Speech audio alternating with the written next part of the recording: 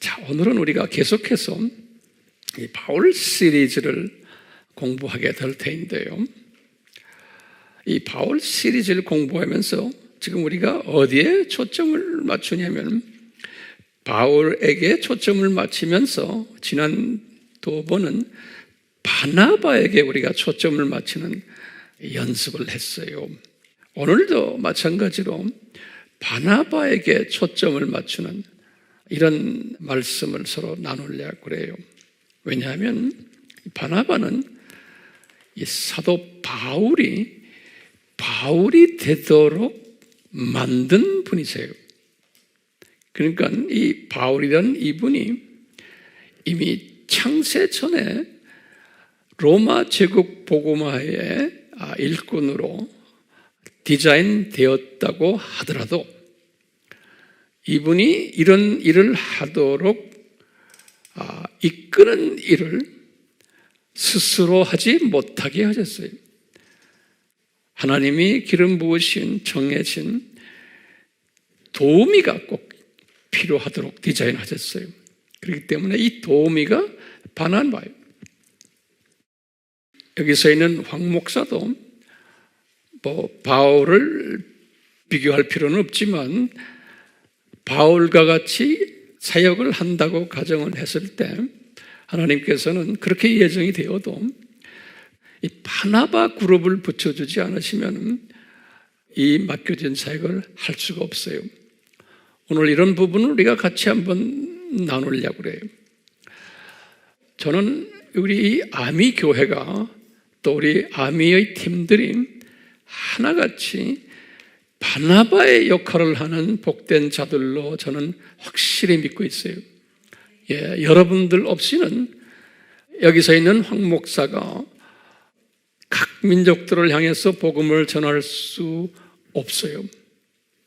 그리고 지금 우리가 하는 모든 사역이 여러분들이 뒤에 없으면 불가능해요. 그러니까 여러분들은 저에게 그럴 거예요. 황 목사님, 어디 우리가 그런 자격이 안 되는데요? 그러지 마세요. 자격이 되기 때문에 이 교회로 여러분들을 부른 거예요. 그래서 이런 부분을 저는 항상 주님 앞에 감사드리면서 오늘 주님이 주시는 이 말씀을 서로 나누려고 그래요.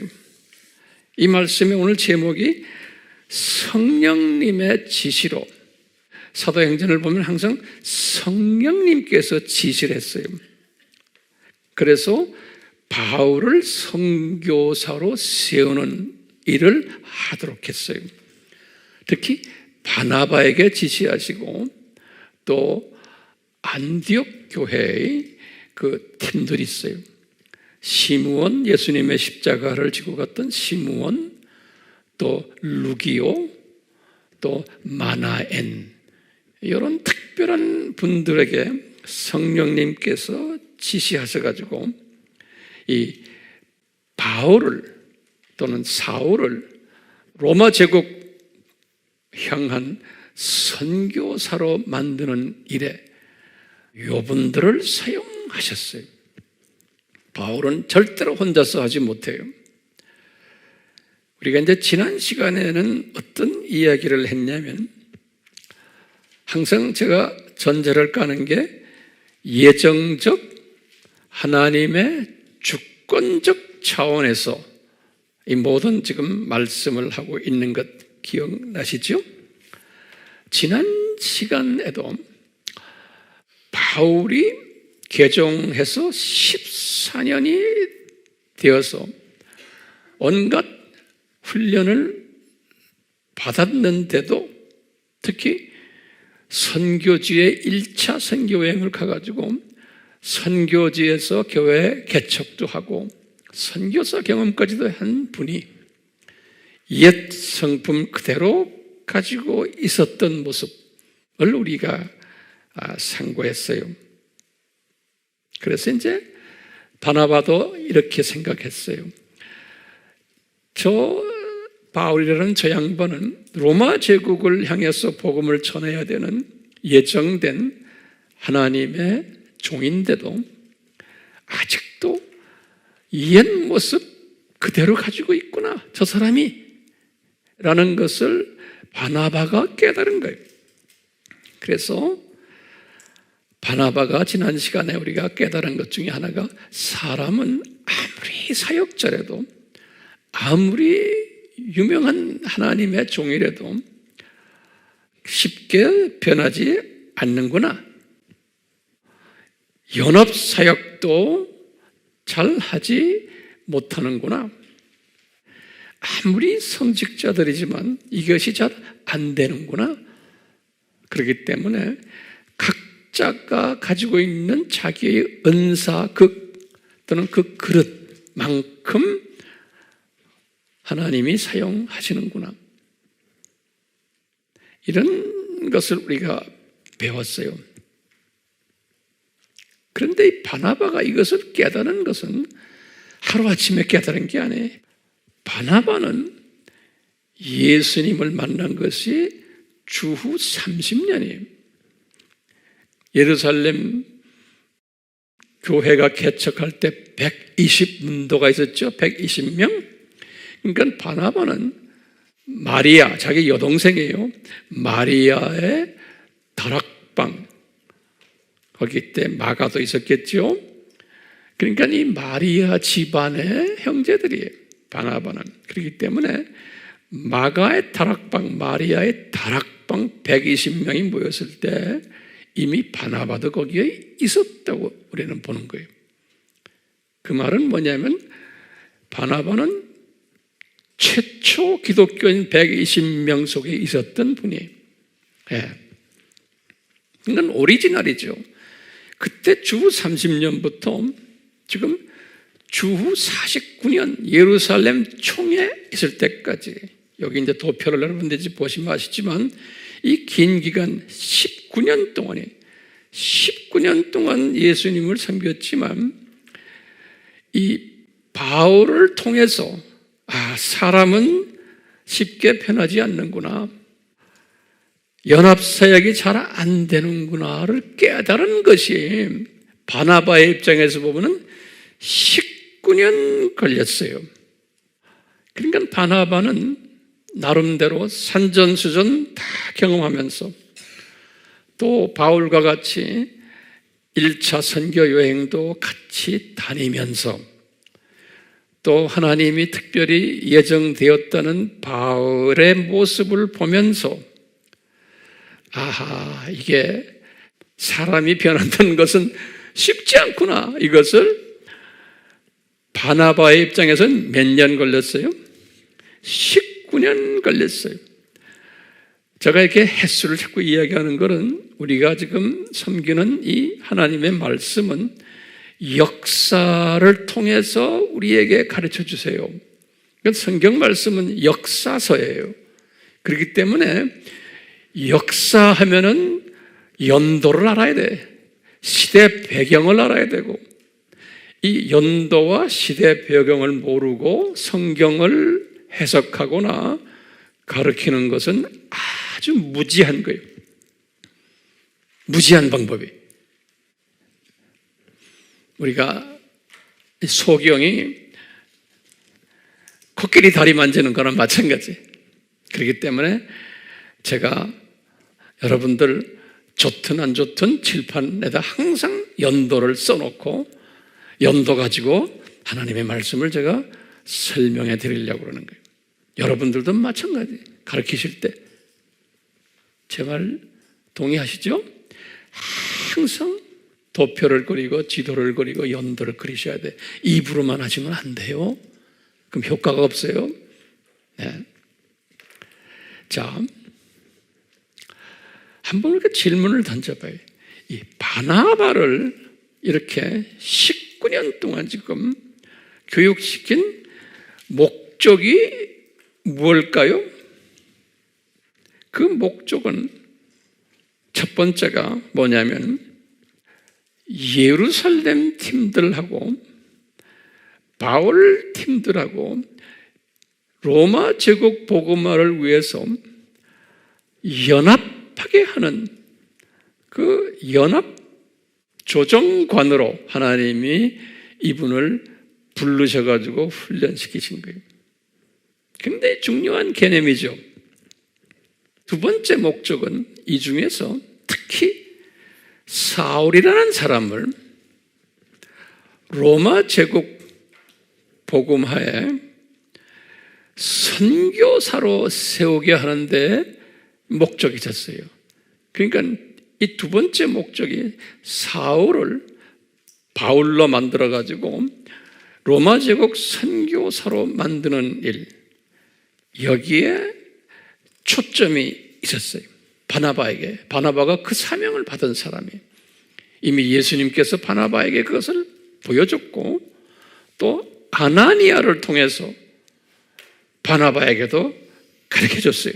그렇기 때문에 이 바나바는 사울이라는 저분이 어떻게 예수님의 종이 돼가지고 로마 제국을 복음화 시켜야 될 것을 알았던 분이에요. 이제 이것을 알았기 때문에 이제 성령님께서는 어떻게 하셨냐면 바나바가 사울이라는 사람을 그런 그릇으로 만드는 일에 도우미가 되도록 불림을 받은 사람이었어요. 본인이 알았어요. 그래서 이 바나바를 초점으로 오늘 좀 볼 거예요. 왜냐하면 우리가 이렇게 성서의 스토리를 알면 이것이 우리의 삶 속에서 그대로 다 적용이 되기 때문에 그래요. 그냥 우리가 지식으로만 알고 있는 게 아니고 이제 지혜가 우리에게 생겨나요. 이 지혜를 더 가지기 위해서 우리가 이런 말씀에서 나타난 성서의 역사들을 보는 거예요. 자, 그럼 다시 봐요. 바나바가 이것을 알았기 때문에 성령님께서 어떻게 인도하셨냐면 안디옥 교회가 언제 개척이 됐어요? 주후 33년에 개척이 됐어요. 1년 전에 스데반이 순교당하고 예루살렘 교회가 흩어지면서 ht어진 사람들 중에 요 시므온과, 이 시므온이 누군지 알죠? 예수님의 십자가를 미고 갔던 사람이죠. 요 시므온과 루기오와 마나엔 요 세 분이 주축이 돼가지고 안디옥 교회를 개척을 했어요.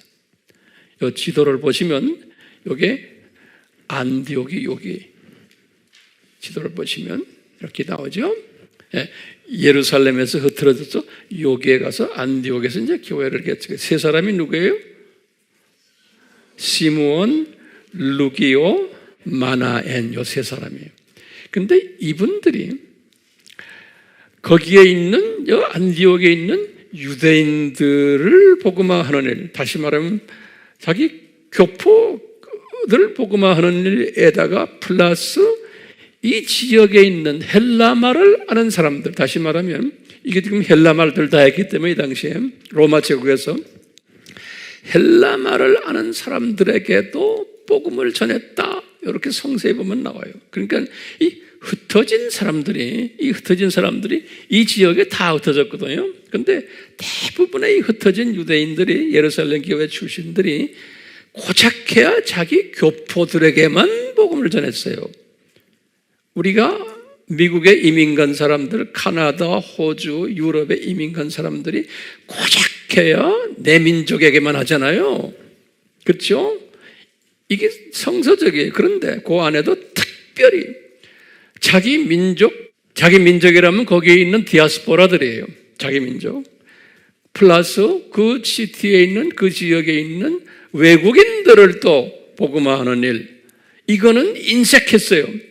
이 흩어진 사람들이. 그런데 특별히 자기 민족만 하는 게 아니고 그 주변에 있는 외국인들에게도 복음을 전한 교회는 이 안디옥 교회였어요. 안디옥 교회.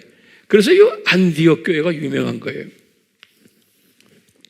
우리가 사도행전에서 공부했지만 이 예루살렘 교회도 예루살렘에 있는 자기 민족만 복음 전했지 이 외국인들에게는 복음을 전하지 않았잖아요. 예루살렘 교회가. 우리 사도행전에서 공부했죠. 그렇기 때문에 인위적으로 흐트러 버린 거예요. 성령님께서. 그래서 이분들이 쫙 이렇게 하도록 하나님의 뜻에 의해서 흩을 때 누구를 사용했어요? 바울을 사용하신 거예요. 그러니까 바울이 이미 로마 제국 복음화에 이 당시에도 사용받았던 거예요. 바울이. 자, 근데 이 안디옥 교회 여기는 외국인들까지도 복음을 전했다 그랬어요. 그러면서 사도행전 11장 19절부터 보면 무슨 말씀이 나오냐면, 그런데 이 외국인들이 예수 그리스도를 만나가지고 아주 외국인들이 더 익사이딩 해가지고 복음에 접했다. 그래서 안디옥의 교인의 숫자가 엄청 많아졌다, 이런 이야기가 나와요. 그 교인들은 대부분이 헬라 말을 하는 외국인들이었어요. 인터내셔널 처치가 된 거예요. 그래서 안디옥이라는 이름이 그렇게 유명한 거예요. 우리도 그래서 아미가 안디옥이라는 이름 아니에요? 네. 우리가 그 이름을 따가지고 우리도 이 아미 센터가 외국인들 주로 훈련시키는 센터로 우리가 과거 20년 이상을 해왔잖아요. 네. 그냥 한 게 아니거든요.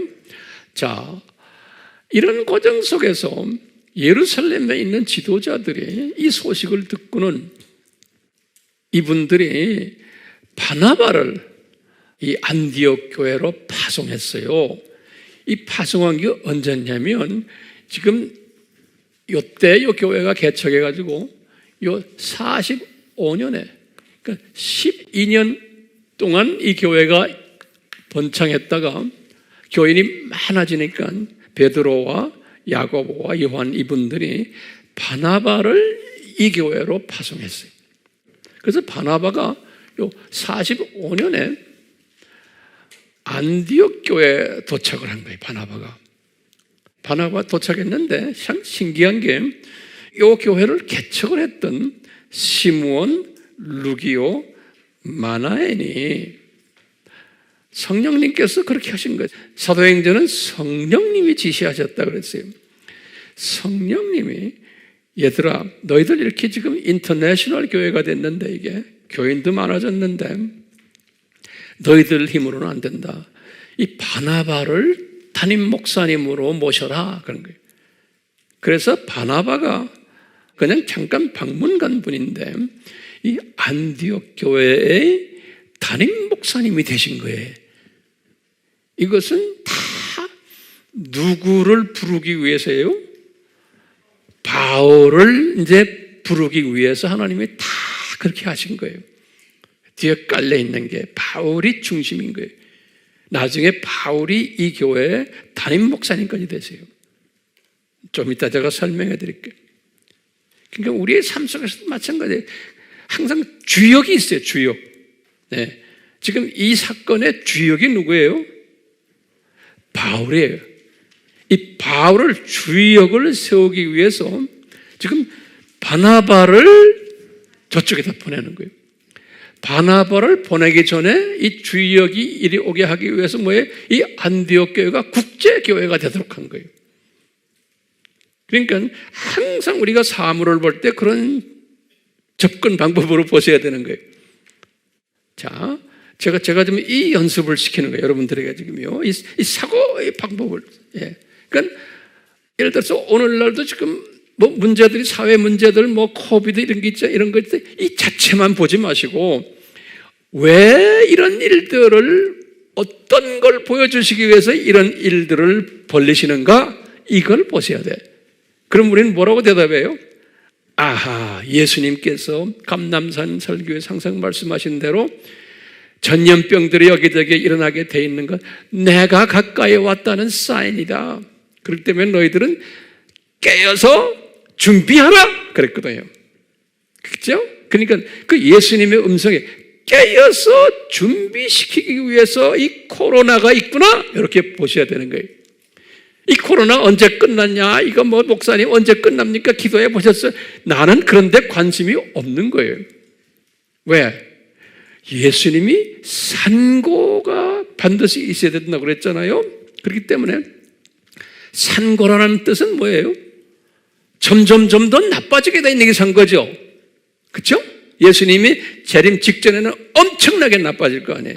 아픔이 있을 거 아니에요. 그러니까 이 전염병을 통한 이것은 전염병이 앞으로 더 심한 것이 올 거예요, 안 올 거예요?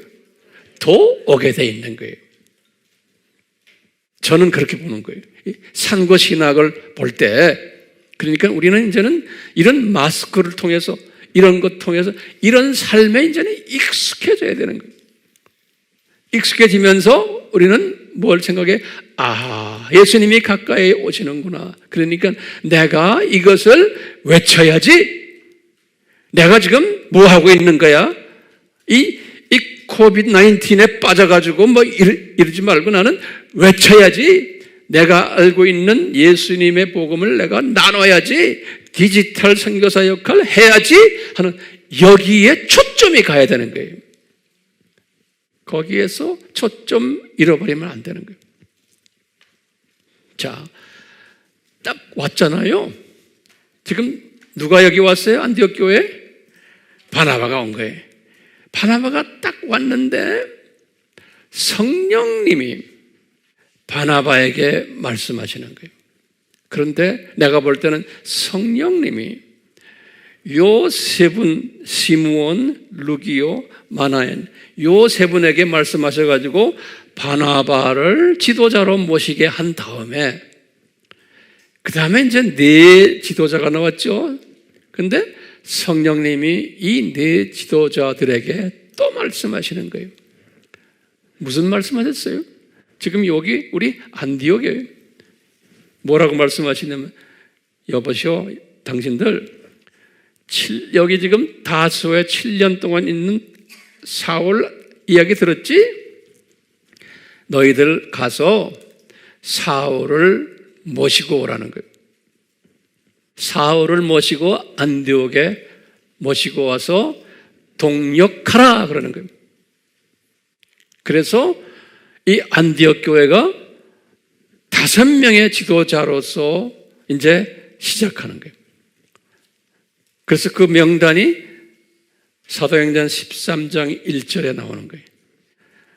안디옥 교회에 그러면서 선지자들과 교사들이 있으니 그랬어요.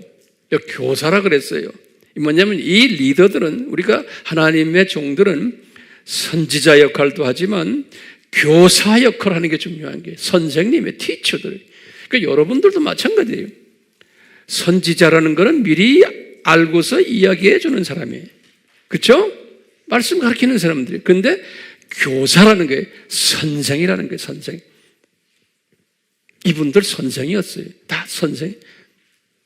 그렇기 때문에 선생이 되려면 실력이 있어야 되는 거예요. 실력이. 그래서 그분들 명단이 뭐예요? 바나바, 시므온 순서대로, 그 다음에 루기오, 마나엔, 그 다음에 제일 마지막에 사울이더라 그런 거예요. 그러니까 사울이 제일 마지막 전도사로 부임한 거예요. 근데 사울도 전도사부터 시작을 해야 되는 거예요. 오자마자 당회장이 되면 안 되는 거예요. 사람이 받아주질 않아요, 그런 걸. 그러니까 전도사로 세우는 거예요. 하나님의 질서에 의해서. 네. 이분들이 이렇게 성령님의 지시에 의해서 이제 전도사가 돼서 1년을 같이 동역을 했다 그랬어요. 여기 보면 1년을, 지금 여기에서 전도사로 부임해가지고 1년을 같이 동역하다가, 그러니까 바울도 목회 경험을 1년 한 거예요.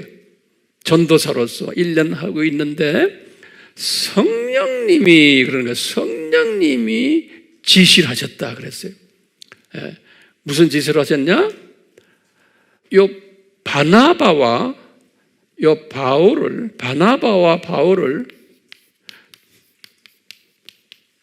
따로 세워라 그랬어요. 따로 세워라 그랬어요.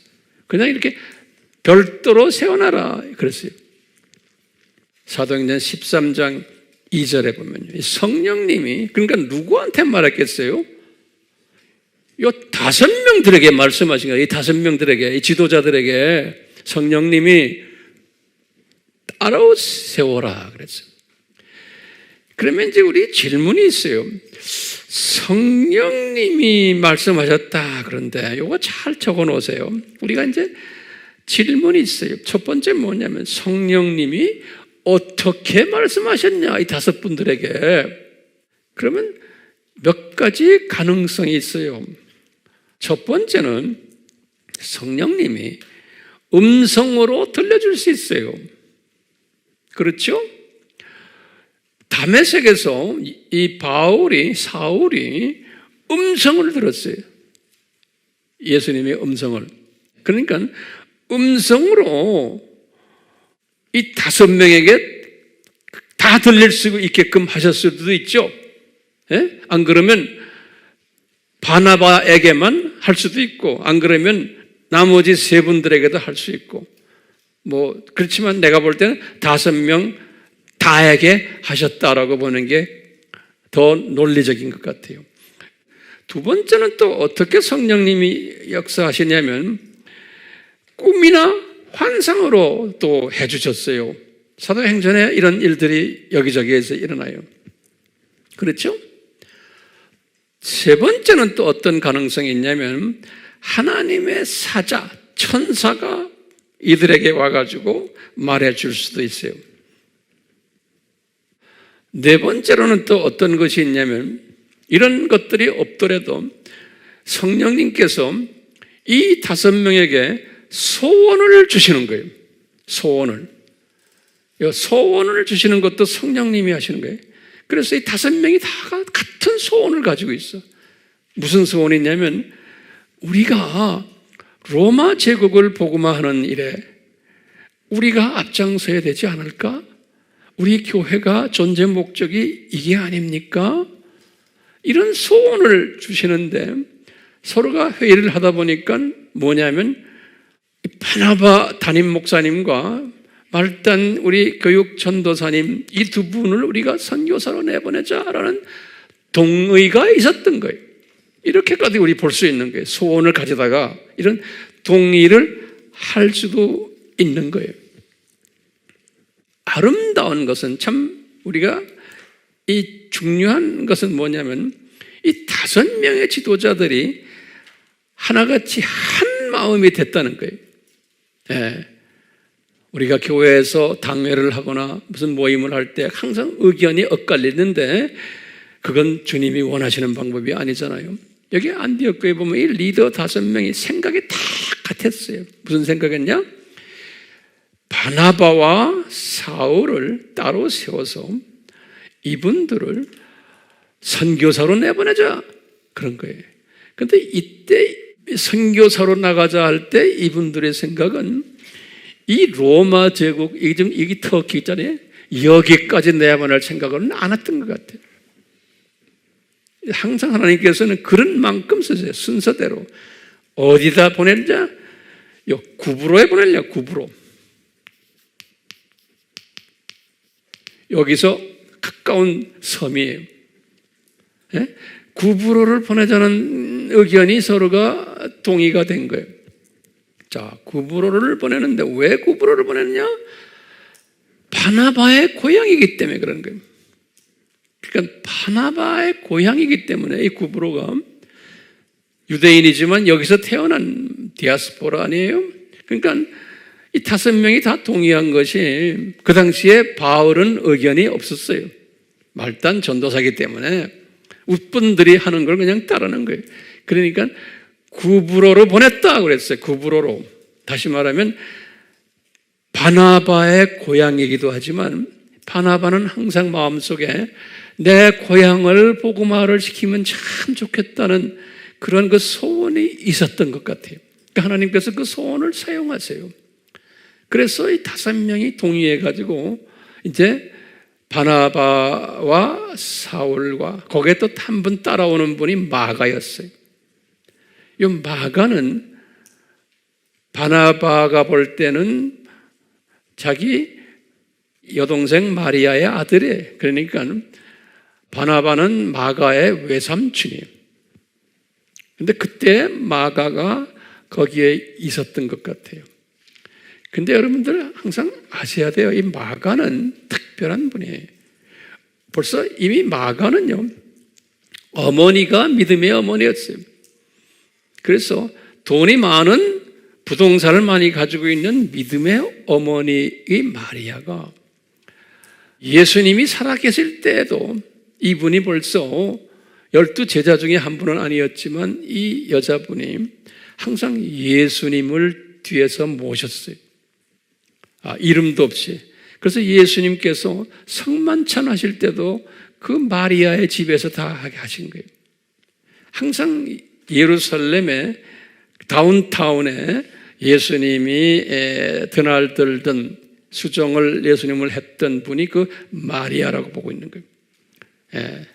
예수님은 이제 베타니 쪽으로 바깥으로 나가서 이제 주무시지만 예루살렘에 들어와서는 항상 그 마리아의 도움을 받았던 것 같아요.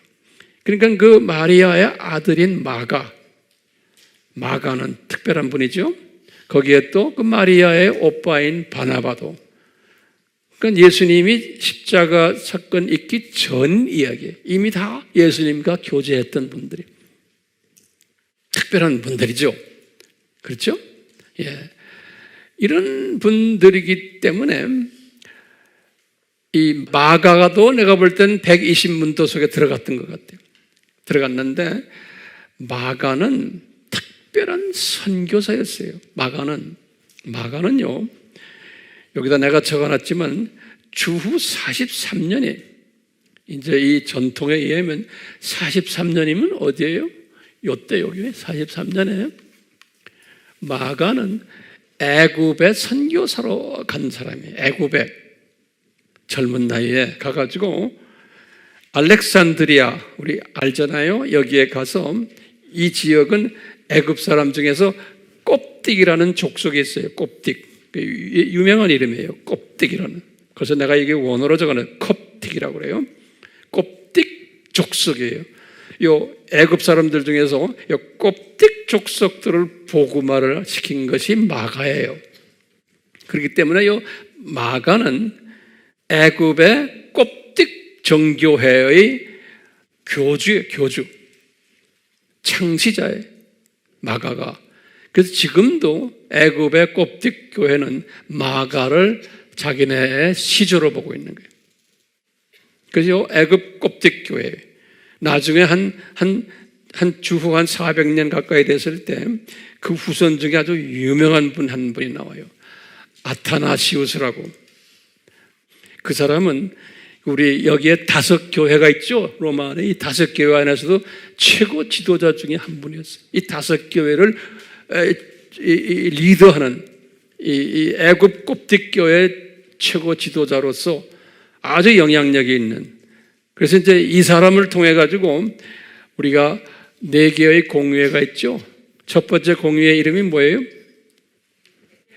니케아 공회죠. 이 니케아 공회에도 아타나시우스가, 이 아리우스라는 사람도 이 애굽 정교회의 출신이죠. 아리우스, 그 예수님의 신성을 부인한 아리아니즘 그러잖아요. 이 아리우스를 혼내주기 위해서 아타나시우스가 로마 황제 콘스탄티누스한테 부탁을 한 사람이에요. 그래서 니케아 공회를 열게 된 거예요. 그러니까 이 애굽 정교회가 이러한 중요한 일들을 했던 교회인데 여기에 창시자가 누구예요? 마가예요. 마가. 그러니까 마가는 어릴 때부터 집안이 그랬고 선교 마인드가 투철했던 분이. 그런데 지금 1차 선교 여행을 나갈 때 아마 마가가 외삼촌 따라서 안디옥 교회에 있었던 모양이에요. 그 당시에. 그래서 외삼촌이 마가를 데리고, 사울과 마가를 데리고 1차 선교 여행을 떠난 거예요. 어디로 갔어요? 구브로로 간 거예요. 그래서 이제 성서에 보면은 이 안디옥에서 우리 같으면 인천이 실루기아에 갔다가 여기에서 이제 배를 타고 살라미에 들렸다 그랬어요. 내가 볼 때는 이 살라미가 바나바의 고향일 것으로 추측을 해요. 왜냐하면 이분이 주후 61년에 여기에서 순교당했어요. 이 살라미에서 순교당했어요. 61년에 돌에 맞아 순교당했다고 우리 지난 시간에 공부했죠. 예. 그리고는 살라미에서 이분이 바나바가 이제는 바나바의 생각은 뭐였냐면 이 섬에 총독이 있어요. 총독. 이 사람을 복음화하기 위한 데 바나바의 마음이 있었어요. 이 제일 높은 분을 복음화시키면은 그 다음에는 쉽게 이 섬이 복음화가 되겠다. 근데 그 총독이 있는 곳이 요 바보라는 데요. 바보. 파포스라고 그러는데 한국말로는 바보라고 써놨어요. 예. 저 바보로 간 거예요. 누굴 만나라요? 총독을 만나라. 근데 그 총독 이름이 보면은 유대인이 아닌데 서기오 바울로라고 그래서 서기오 바울로. 세르기아스, 러시아 사람들의 이름이 세르기아스라는 이름 많잖아요. 세르기오스 파울로스, 바울이에요. 바울을 바울로스라고 그래요. 세르기오스 바울로. 이런 사람, 한국말로는 서기오 바울로 그랬어요. 요 총독을 만나러 이제 간 거예요. 여기서부터 이제 여러분들 잘 이 역사적인 배경을 잘 아셔야 돼요. 이 총독 서기오 바울로는 내가 볼 때는 이미 바나바에 대해서 다 알았어요. 왜냐? 바나바가 저 섬 출신이기 때문에, 그리고 이름난 집안 출신이.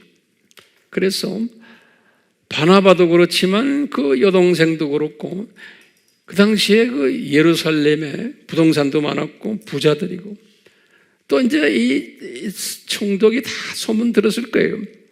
이 여동생이 주축이 돼가지고 예수라는 사람을 잘 대접했고 나중에 예수가 죽은 후에 예수를 따르던 그룹들이 그 여자 집에서 기도 모임을 하고 그 여자 집에서 그 여자가 가지고 있는 부동산 여러 개 있는 데서 예루살렘 교회가 만들어졌다.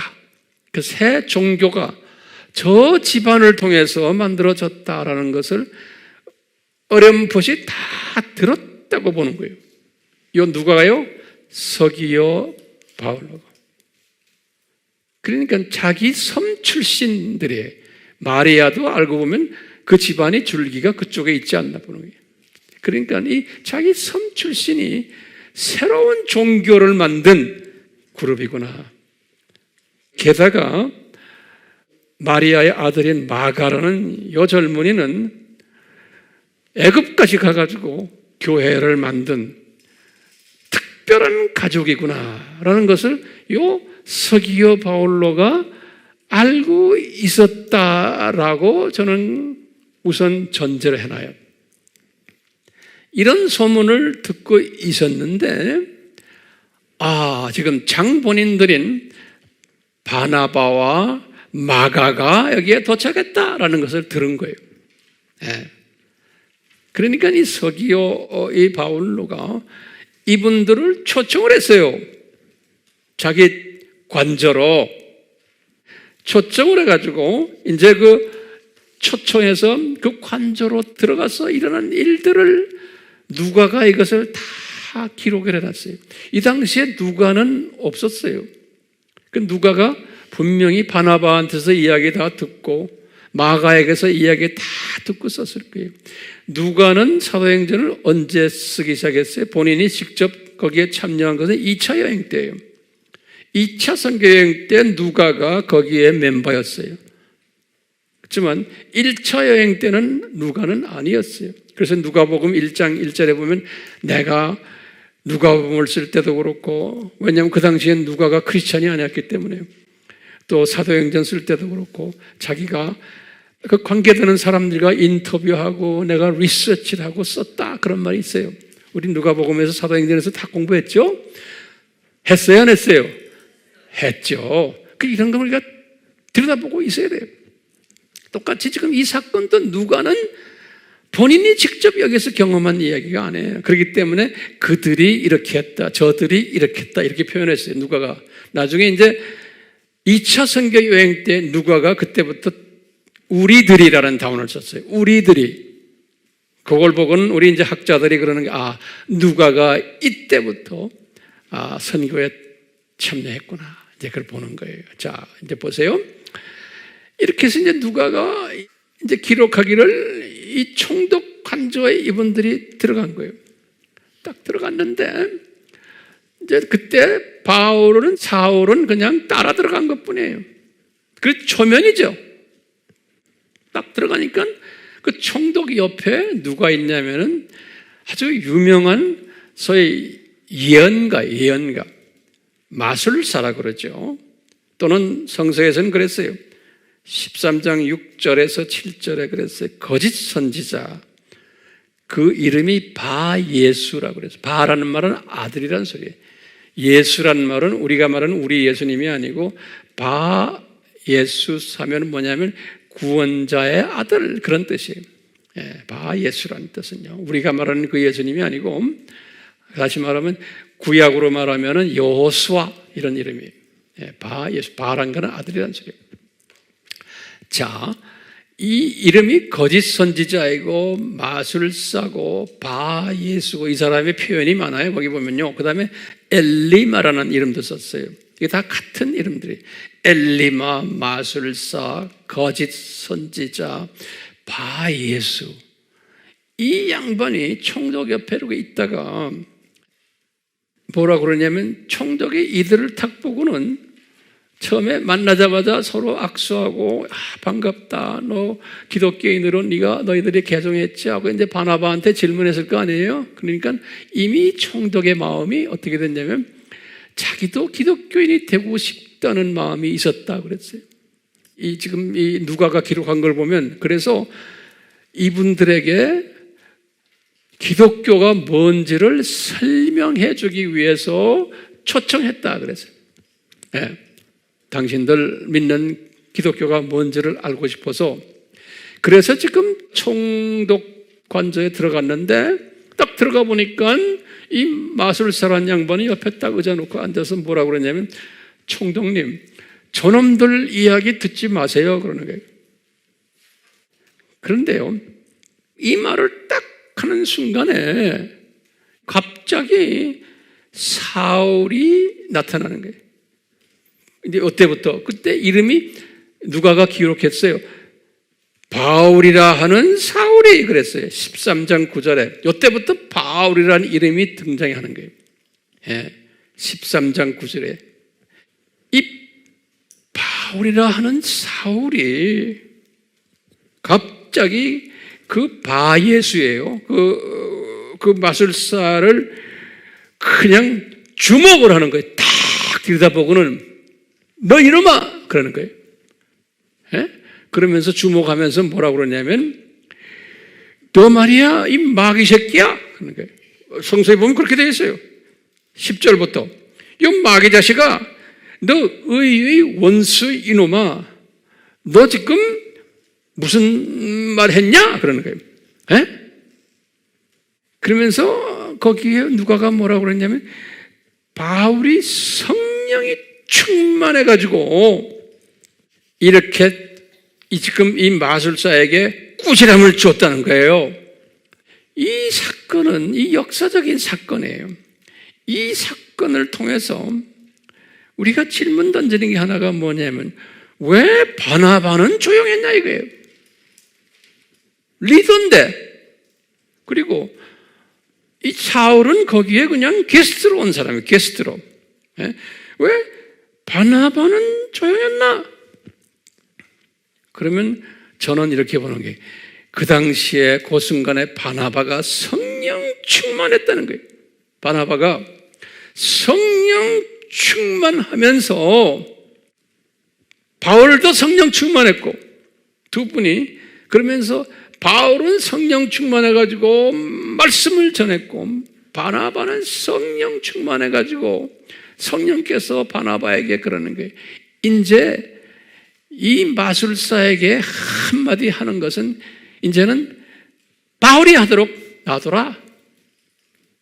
이렇게 했기 때문에 성령 충만하니까 성령님의 지시를 따랐다고 저는 보는 거예요. 바나바가 바보가 아닌 거예요. 어리석은 사람이 아니에요.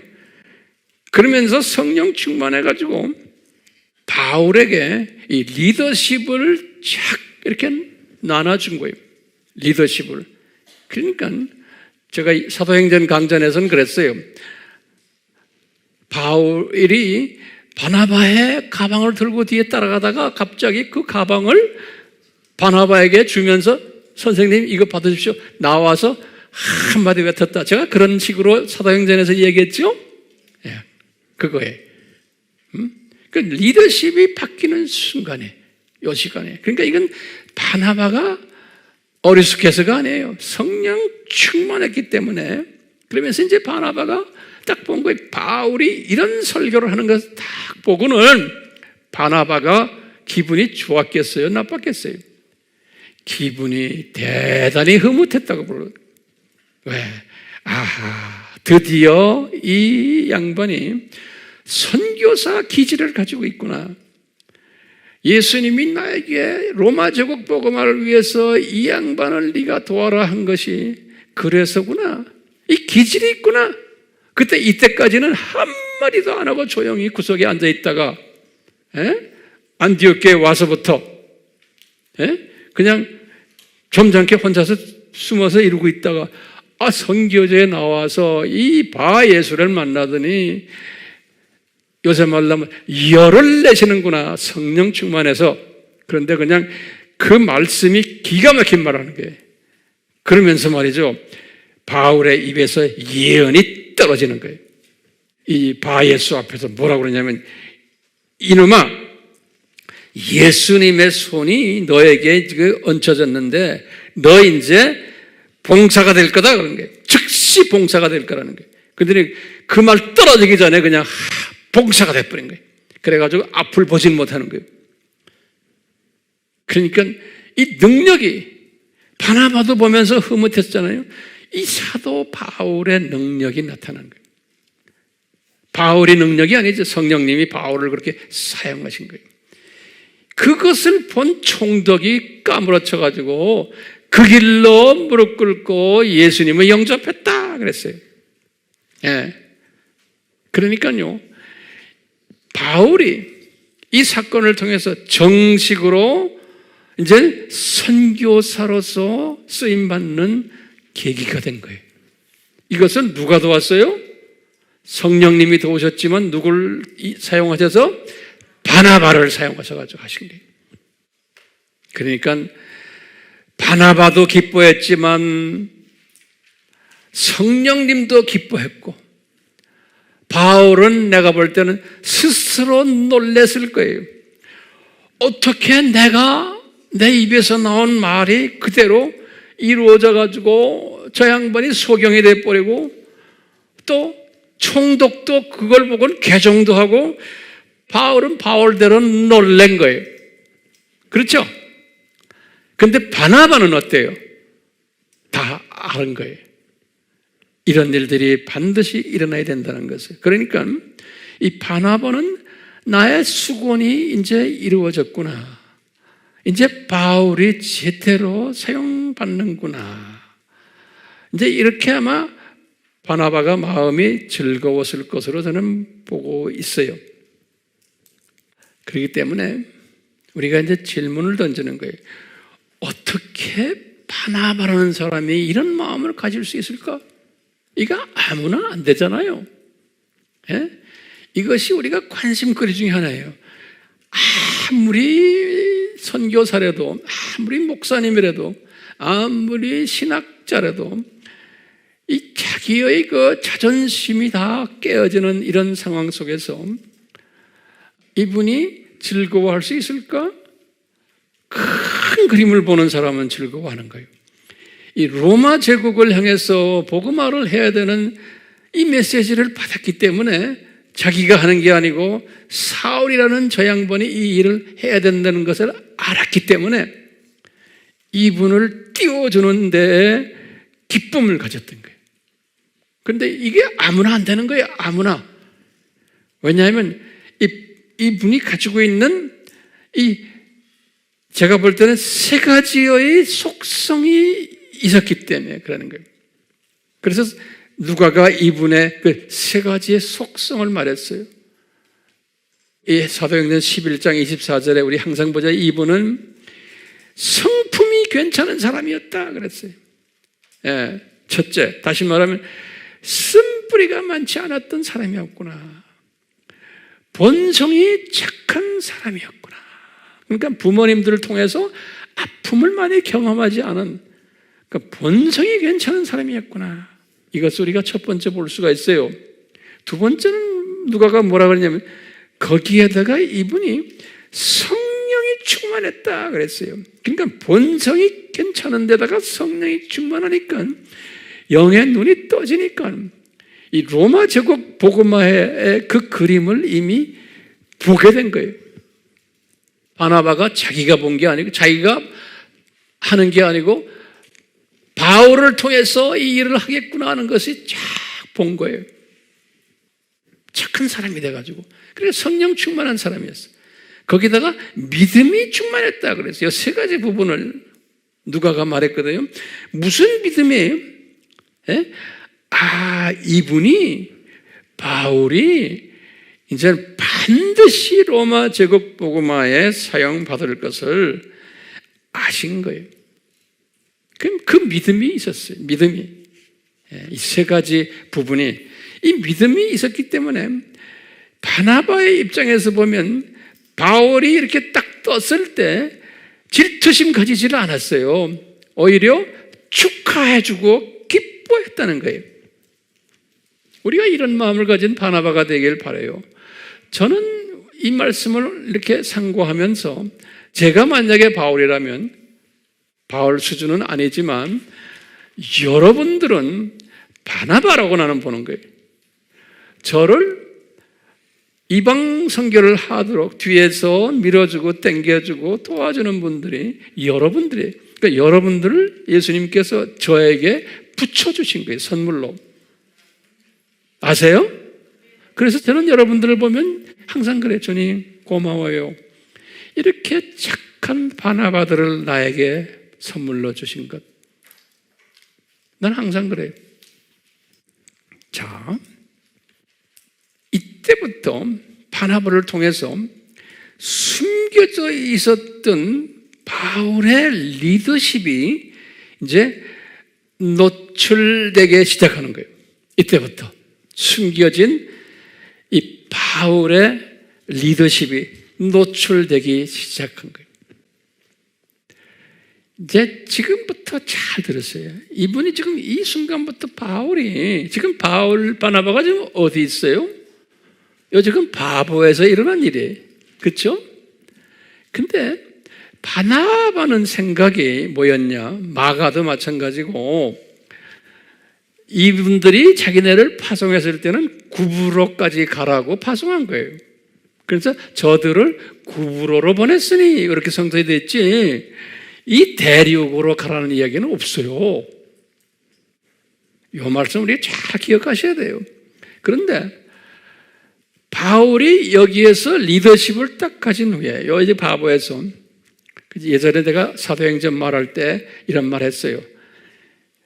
바나바가 바보가 된 것이다. 이렇게 쉽게 그냥 메모리하기 위해서 실은 아니지만 저도 그렇게 해서 메모리했어요. 자, 리더십을 딱 가지자마자 성령님이 바울에게 뭘 보여주시냐면 바울아 너 구부로 선교 지금 이렇게 한 거 이걸로 만족하지 말아라 그러는 거예요. 네. 이 구부로 선교는 그냥 시작이다. 너는 대륙 출신 아니냐? 저기 다소 출신이야 다소. 네? 너는 대륙 출신 아니냐? 어떻게 섬나라 하나 복음화 하는 걸로 만족하느냐? 얘야 그러지 말고 대륙으로 올라가라. 그랬던 것 같아요. 그러니까 내친 김에 이제 대륙으로 건너가지고 바나바에게 제안한 거예요. 그러니까 이 바나바는 착한 사람이니까 또 이분은 비전을 가진 사람이에요. 이 바울이 어떤 사람인가 아니까 아하, 성령님이 이제는 로마 제국 복음화를 구체적으로 이 형제를 통해 하시려고 그러는구나. 그래? 가자 그럼. 바나바도 따라서 가자 하고 이분의 제안에 수용을 한 거예요. 그래서 이제 바나바가 착한 분이죠. 반대하고는 아니 돌아가자. 우리 교회에서 우리를 구부로까지만 가게 했는데 그러면서 원리 원칙대로 막 덤벼들면 이것도 문제가 생기잖아요. 그런 사람 항상 있거든요. 너무 원리 원칙 따지는 사람들이 있어요. 교과서대로. 그때 성령님께서 하시는 말씀에 귀를 기울일 때는 그 원리 원칙도 이제 변할 수가 있죠. 그래서 이제 이분들이 배를 타고 어딜 갔어요? 요 버가로 간 거예요. 버가로. 요 순서가 있어요. 요 버가로. 요 버가로 딱 가가지고 버가로 가가지고 버가에 도착했는데 이미 이 대륙으로 가자 그럴 때 여기 바보에서 가장 기분 나빴던 사람이 한 분 있었어요. 그게 누구냐면 마가인 거예요. 네. 이 마가는 선교사 기질도 있었지만 인간적인 관계에서 이 바보에서 상당히 불편했던 거예요. 내가 이제 성령님이 나에게 이렇게 가르쳐 주는 걸 내가 여러분들에게 그냥 뱉어내는 거예요. 왜 불편했냐면 하루아침에 자기 외삼촌이 그래도 명색이 안디옥 교회의 최고 지도자인데 외삼촌이 바울에게 그것도 말단 전도사에게 리더십을 양보해? 마가가 이걸 본 거예요. 그리고는 총독 앞에서도 한마디도 못하고 있는 구경만 하고 있고 자기 외삼촌이 전도사가 그냥 소리 지르고 전도사를 통해서 막 총독이 개종을 하고 그러니까 이 마가의 입장에서 보면 우리 외삼촌 왜 저러지? 거기다가 이 사람이 이 전도사가 대륙으로 올라갑시다 한마디 하니까 그래 올라가자 하고 따라가는 거예요. 그러니까 마가의 입장에서는 이거 아니다 라고 볼 거예요. 이건 말이 안 된다. 그러니까 배 타고 따라갔지만 버가에 가서는 안 되겠다. 외삼촌 나 집에 갈래요. 그렇게 했을 거로 보는 거예요. 제 해석이에요. 어떤 분들은 해석을 뭐라 해요? 엄마 생각이 나서 어려서 이건 아니에요. 그래서 마가는 그 길로 그냥 안디옥 교회 안 가고 그냥 예루살렘으로 가버렸다 그랬어요. 예루살렘으로.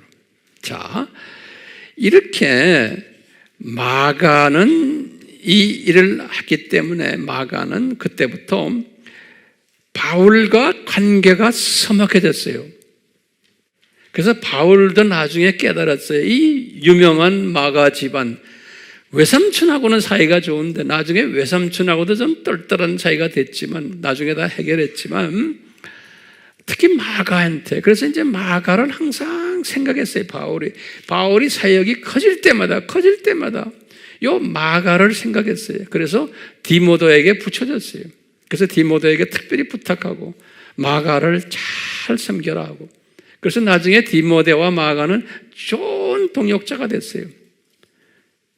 그러다가 나중에 바울이 순교 1년 전에 디모데 후서를 쓰실 때 보면 거기에 기록이 돼 있어요.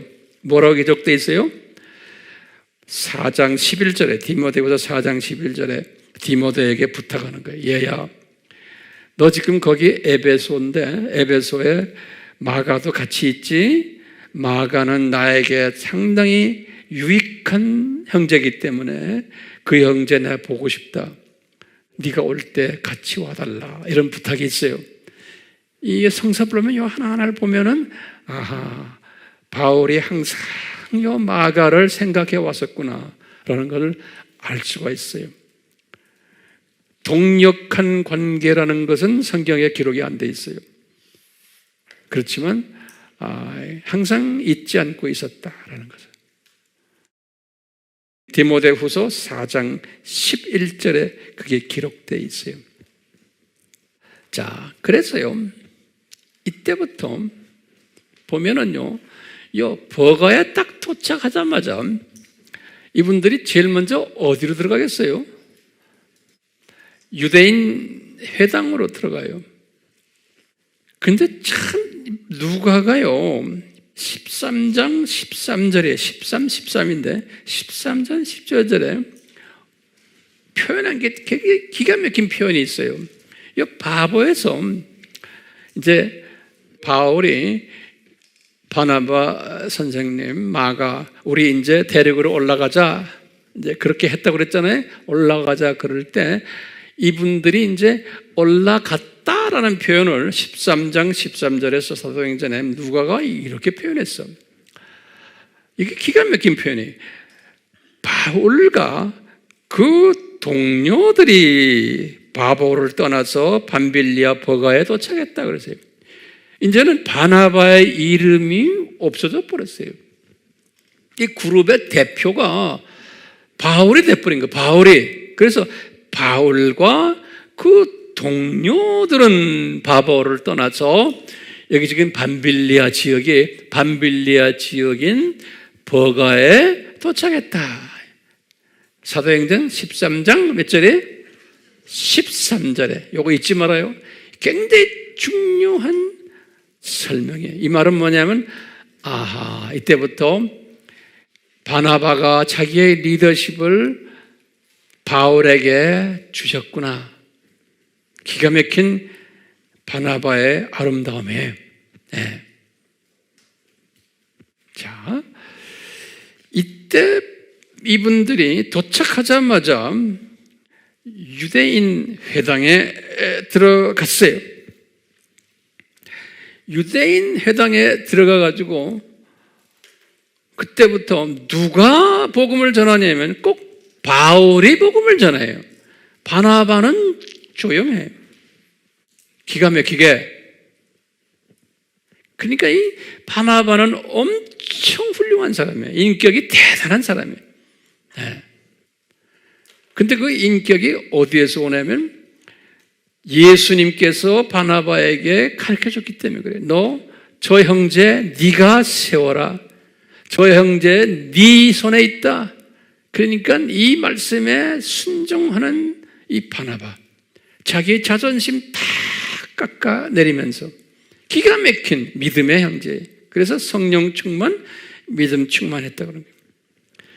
그래가지고 이 버가에서요, 이분들이 어디로 갔냐면 안디옥으로 가죠. 여기 비시디아 지역의 안디옥에 갔어요.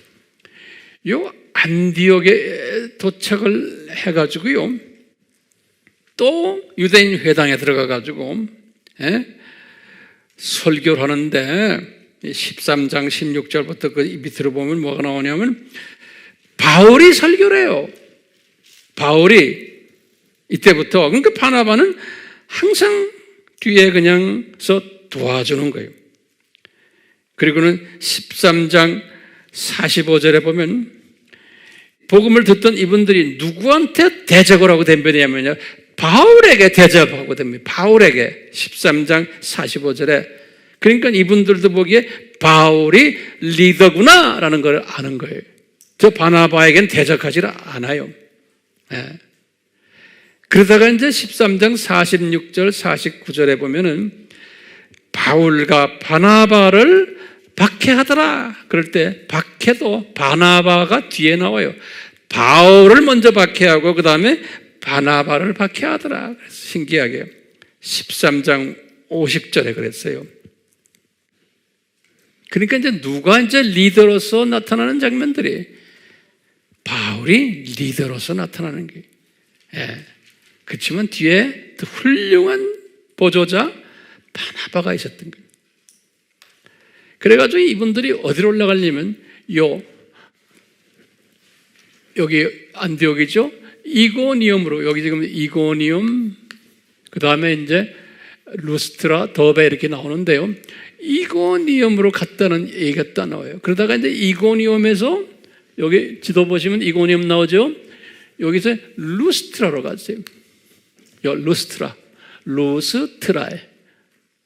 더베라는 데가 이제 마지막 이제 종착역인데 루스트라에 갔는데 이제 그건 노트에다 좀 적었어요. 루스트라 사람들에게 또 이렇게 말씀을 전하는데 루스트라 사람들이 딱 보고는 그러는 거예요. 바나바를 보고는 뭐라고 말하냐면 거기 적으세요. 성경에 나오지만 14장 8절에서 18절에 나와. 나중에 이제 셀 모임할 때 정확하게 보세요. 14장 8절에서 18절 이야기예요. 사도행전. 바나바를 딱 보고 그분들이 뭐라고 부르냐면 바나바 저 사람은 주피터다 그러나요. 주피터. 이 주피터란 말은 뭐냐면 로마 신화에서 목성이에요. 목성. 로마 신화 주피터 그래요. 목성이에요. 근데 이것을 그리스 신화에서는 뭐라고 부르냐면 주피터를 제우스 신이라고 그래요. 우리나라 성경에는 제우스 신으로 나와요. 이 제우스 신이라는 말은 뭐냐면 최고의 신이 창조자 신을 제우스 신이라고 그래요. 그러니까 이 사람들이 이 루스트라에 있는 사람들이 그리스 문화에 다 있는 사람들이 볼 때 뭐라고 그러냐면 저 사람 바나바는 제일 높은 사람이야. 그러니까 어른이라는 거. 이 그룹들 중에서 저 사람은 제우스 신 같은 사람이야. 이렇게 보는데 이 사람들이 바울을 또 어떻게 보냐면 바울에게 부르길 뭐라면 바울 보고 머큐리라고 해요. 머큐리란 말은 로마 신화에서는 수성이에요. 수성. 이것을 그리스 신화에서는 헤르메스라고 그래요. 우리나라 성경에는 헤르메 그렇죠. 헤르메스. 그러니까 헤르메스는 머큐리와 같은 말이에요. 그리스 신화에서는 헤르메라고 그러고 로마 신화에서는 머큐리라고 그러고 우리 어떤 별은 수성이에요. 수성. 요 뜻은 뭐냐면 말하는 웅변의 신이라 말하는 웅변의 신을 이야기할 때 쓰는 말이에요. 헤르메스 또는 머큐리. 근데 이 사람들이 볼 때 바나바를 볼 때는 제우스 신이고 점잖게 있는 사람이고 이 바울을 보니까 뭐라고 그랬어요? 머큐리라는 거, 헤르메스라는 게 다 말하는 사람은 저 사람이구나 그런 거예요. 같은 신인데 그러니까 누가 더 말을 잘한다는 거예요? 바울이 말을 잘하는 말하는 사람은 바울이다라는 것을 보여주는 거예요. 성서에서는요. 그리고는 이제 더베를 갔어요. 루스트라에서 더베 가가지고 내가 볼 때는 루스트라 더베 여기에 디모데가 있었던 것 같아요. 그때 디모데를 본 것으로 우리가 짐작해요. 왜냐하면 2차 선교 여행 때 디모데를 데리고 가는 장면이 나와요. 그래서 이때 디모데가 이제 이미 그 부모님들은 예수님을 믿었어요. 어머니나 외할머니. 그래가지고 이미 복음을 갖고 있던데 안디옥으로 이제 와가지고 2차 선교 여행 때 이제 바울 팀으로 이제 들은 이야기가 요때야만 만난 것 같아요. 그래서 우리 알다시피 더베까지 가가지고 이분이 다시 왔던 길을 다시 돌아가요. 돌아가는데 이때는 버가로 안 가고 아탈리아로 왔어요. 왜냐하면 배가 여기서 떠나는 모양이에요. 그래서 아탈리아에서 배를 타고는 안디옥으로 돌아온 것이 1차 선교 여행이에요. 자, 정리됐어요? 1차 선교 여행이에요. 자, 제가 이제 결론적인 말씀 좀 볼게요.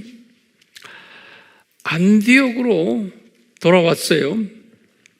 우리가 벌써 지금 안디옥으로 돌아온 게 지금 언제? 요때 이제 돌아왔죠? 여기 48년에. 돌아오자마자 49년에 뭐가 있었어요? 예루살렘 총회가 있은 거예요.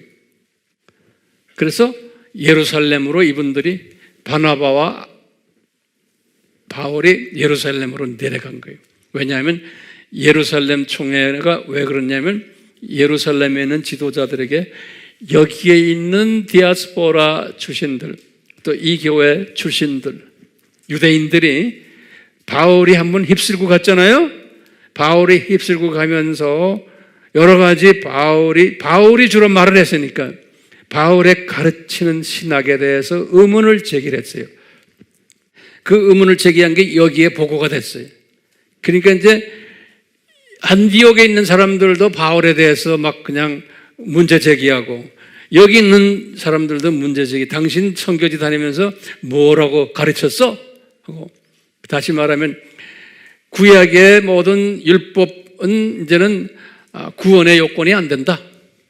이제는 믿음 하나만이다. 은혜로 구원받는다. 그 은혜 복음, 믿음 복음을 전했는데 그게 마음에 안 들었던 거예요. 그래서 이제 예루살렘 총회로 내려간 거 우리 알잖아요.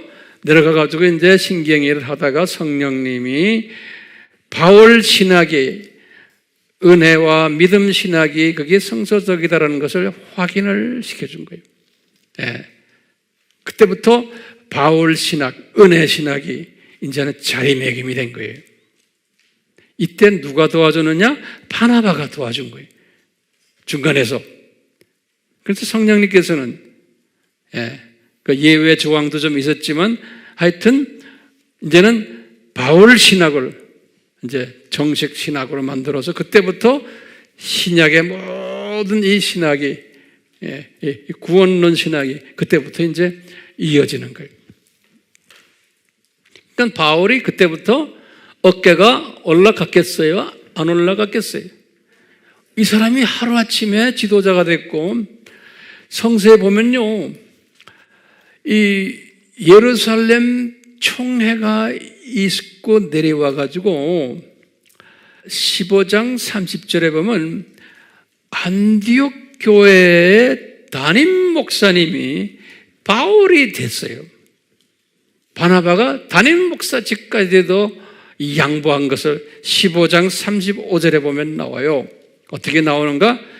안디옥 교회에 바울과 바나바가 사람들을 섬기면서 말씀을 전했다 그랬어요. 그러니까 안디옥 교회의 지도자 이름의 순서가 바울 이름이 먼저 나오는 거예요. 예전에는 제일 꽁찌에 있었는데. 그 성경 말씀이 재미있어요, 없어요? 무척 재미있는 거예요. 예. 우리가 지금 이 연습을 하는 거예요. 그러니까 이 지도와 이런 게 이거 없이 설명이 됩니까? 안 돼요. 예. 아무리 말 잘해도 이거 없이 설명이 안 되는 거예요.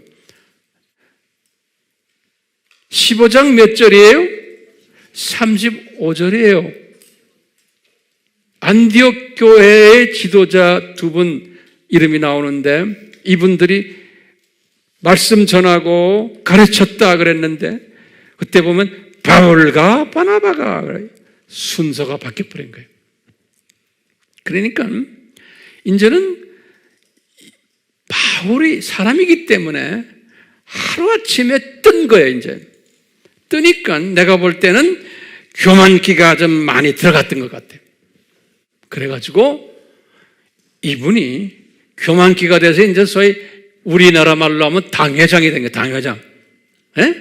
그런데 베드로와 야고보와 요한이 요 예루살렘 교회에서 안디옥 교회로 선교여행 갔다 왔었고, 그 다음에 이 지금 총회까지 했으니까, 그 다음에 이제 이분들이 안디옥에 올라왔어요. 여기서 다시 말하면 누구예요? 베드로, 그 다음에 야고보, 요한이, 이 사람들이 이제 안디옥으로 올라갔어요. 안디옥 아마 당회장 됐으니까 축하해 주러 갔는지도 몰라요. 우리 식으로 말하면 이제 안디옥 가서 축하해 주러 갔는지 하여튼 갔는데, 우리 갈라디아서 2장 스토리 우리 지난번에 했죠. 갈라디아 교회에다 편지를 쓸 때 같은 해 뭐라고 써놨냐면, 내가 이 갈라디아라는 건 여기 지금 뭐냐면 이 이고니움, 루스트라, 더베 이걸 남쪽 갈라디아로 보는 거예요. 요거를 남쪽 갈라디아. 예, 그래서 갈라디아서를 남쪽 갈라디아에다가 글 썼다 그러는 거예요. 그래서 이제 이 성서에 보면은 갈라디아서가 언제 쓰여졌나 두 학설이 있어요. 한 학설은 뭐냐면 북쪽 갈라디아 교회에다가 편지를 썼다 해서 갈라디아서를 49년으로 보지 않고 약 한 60년대 플러스 마이너스 훨씬 그 전후로 보는 사람들이 또 있어요. 50 몇 년 이렇게. 예. 근데 저는 그렇게 안 봐요. 맞지가 않아요. 만약에 그걸 북갈라디아 학설이라고 그래요. 근데 나는 무슨 갈라디아 학설이에요? 남갈라디아 학설이. 남갈라디아 학설은 49년인 거예요. 자, 그래서 이 남갈라디아 학설을 썼을 때 바울이 이 안디옥으로 축함하러 올라온 이 베드로와 야고보가 요한과 그 다음에 거기에 지금 또 누구 있어요? 바나바와 이런 사람들을 꾸중하는 이야기가 나와요. 갈라디아서 2장에 기억나시죠? 그러니까 이 바울이 얼마나 교만한 것인가를 우리가 알 수가 있어요. 예. 이 자기의 은인들이고 교계의 지도자들이고 자기가 지금 어쩌다가 이렇게 떴는데 이 교만한 모습을 볼 수가 있어요. 그러니까 이 바울이 한참 더 가야 되는 것을 보게 돼요? 안 보게 돼요? 보게 되죠. 그렇기 때문에요. 바울이라고 해서 다 약점이 없는 게 아니에요. 이 사람도 약점이 많았어요. 예. 아마 죽을 때까지 그런 약점들을 안고서 갔을 것이라고 저는 보고 있어요. 우리가 지금 바울 시리즈를 공부하면서 이 바울과 바나바 이야기를 하면서 지금 바나바와 비교를 해볼 때는 바나바가 훨씬 더 훌륭한 분으로 보고 있어요. 제가 만약에 여러분들 앞에서 여러분들이 바나바들이고 나는 바울이라고 그러면 제가 여러분들보다도 더 부족한 부분들이 훨씬 많은 존재가 돼야 되는 거예요. 그래야지만 여러분들이 나를 도와줄 수가 있어요. 저는 저대로 여러분들을 도와주고 여러분들의 나의 부족함을 또 도와주는 입장에 있어야 돼요. 얼마나 많이 도우세요, 저를요. 예. 예, 서로 도와야 되는 거예요. 내가 혼자서 잘났다고 까불면 여러분들이 필요가 없는 거예요. 그러면 안 되잖아요. 아미 교회가 필요 없는 거예요. 황 목사에게. 근데 황 목사에게는 이 아미 교회가 절대로 필요한 거예요. 예. 이 부분은 내가 다음 주에 또 설교할 거예요. 예. 그러니까 여러분들은 소중한 바나바들인 거예요. 이 바나바의 스피릿을 가진 여러분들은 거기에서 머무르면 안 되잖아요. 바나바는 바울을 세웠던 것처럼 저를 세워야 되고 나를 세우는 일만이 아니에요. 바나바는 구부로 선교했죠. 이분은 또 다니면서 선교를 많이 했어요. 복음 전하는 일들을. 똑같이 여러분들도 이 아미교회에 맡겨주신 이 메시지들을 여러분들도 열심히 전하는 일들을 해야 돼요. 그래서 디지털 미셔너리 바나바들인 거예요. 지금 이 세대에 디지털 미셔너리 일을 하지 않으면 여러분들이 그냥 바나바로만 앉아있다고 생각하면 안 돼요. 바나바도 열심히 로마 제국 복음을 위해서 뛰었던 사람이에요. 예, 그렇기 때문에 그냥 단순히 그냥 바나바 역할을 그 식으로만 보지 마시고 로마 제국 복음을 위해서 그 뛰는 사람을 위해서 뒤에서 이렇게 도와줬고 자신도 또 필드에서 뛰었던 사람이에요. 그렇기 때문에 여러분들 오늘 우리 찬송 속에서 했죠. 빛의 사자들이에요. 빛의 사자들이요. 예? 이런 빛의 사자들, 바나바적인 빛의 사자들이에요. 저는 필드에 나가서 온 사방에 뛰는 사람이고 여러분들을 뛰어라는 게 아니에요. 여러분들은 현장에서 바나바처럼 또 뛰는 일들이 필요한 사람들이에요. 아멘? 그런 사람 되시기를 예수님의 이름으로 축원합니다. 아멘. 예수님, 이 시간에 저희들에게 2000년 전에 예수님께서 바울을 디자인하시고 바나바를 디자인하시고 12 사도들을 디자인하셨어. 이분들을 통해서 예수님의 소원인 유대인 복음화, 디아스포라 복음화, 또 로마 제국 복음화를 어떻게 하셨는지를 누가가 기록한 책에서, 사도행전 내용에서 우리가 지금 성령님의 가르치시는 음성에 의해서 우리가 지금 섭렵하고 있습니다. 예수님 우리에게 지혜 위에 지혜를 주시고 이 메시지를 잘 소화할 수 있도록 도와주시고, 수화만이 아니고 이것을 주변의 많은 형제 자매들에게 내가 나눠주고 그분들을 깨우는 일에 앞장서는 바울과 같은, 바나바와 같은, 마가와 같은 그러한 어머니, 아버지들이 되도록, 그런 청년들 되도록 주여 은혜 베풀어 주시옵소서. 예수님의 이름으로 기도드리옵나이다. 아멘.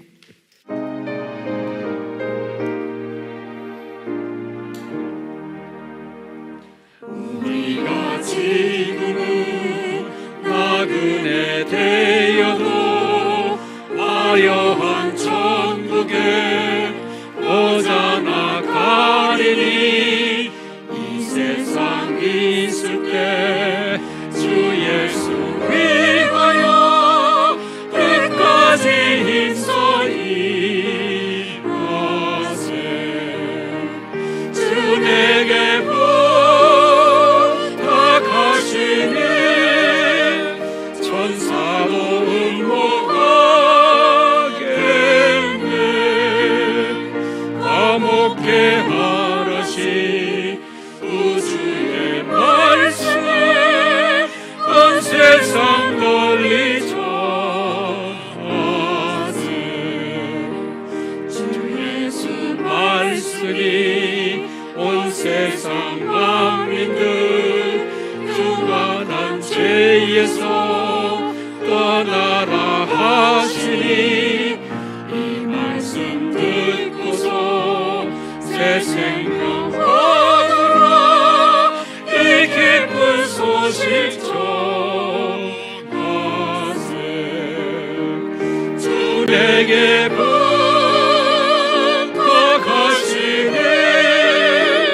천사도 응모하겠네.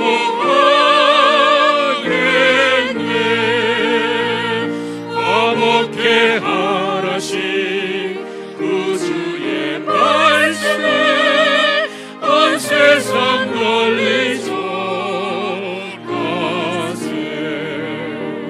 영생의 복락과 천국에 갈 길을 만 백성 알도록 나가서 전하세. 주 예수 말씀이 이분을 찾아라 어디에 부탁하셨네.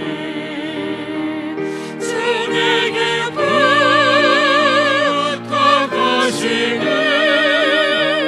천사도 응모하겠네.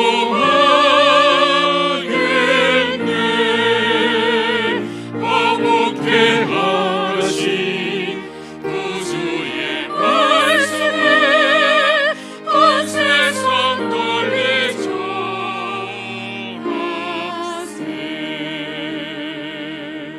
제가 이제 이 말씀을 상고하면서 그 바울의 심정을 한번 생각했어요.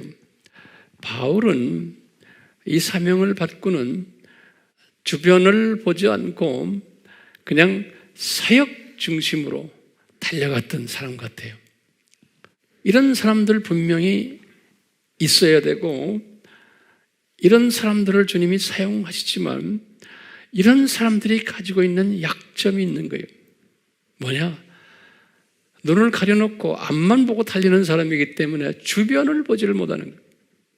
그렇게 만들어놨어요. 주변을 보질 말아야지만 앞을 달리죠. 주변 보면서는 못 달려요. 그러니까 사람은 다 약점이 있는 거예요.